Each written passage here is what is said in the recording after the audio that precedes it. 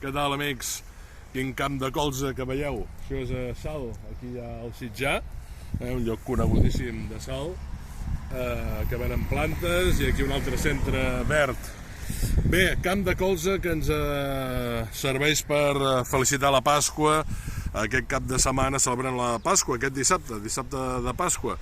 I res millor que recomanar des d'aquí, des d'aquest camp de colza de Salt, el meu llibre Festes i Tradicions Catalanes, que parlo de la Pasqua, de la Setmana Santa. Què significa la Pasqua? La Pasqua és vida, aquestes flors són vida, i aquesta és l'alegria de la Pasqua. Sabem tots plegats que després de moments foscos, de moments difícils, de desgràcies, sempre hi ha, esperem, el llum després del túnel.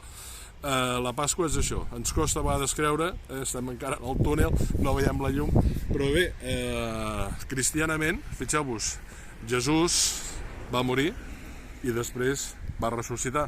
L'alegria, després de la tristesa, ve l'alegria. I la Pasqua és això, les plantes, fixeu-vos, el colza, la colza, els camps de colza, aquesta alegria de Pasqua que estem visquent tots plegats. Doncs bé, per Sant Jordi, ja ho sabeu, festes i tradicions catalanes.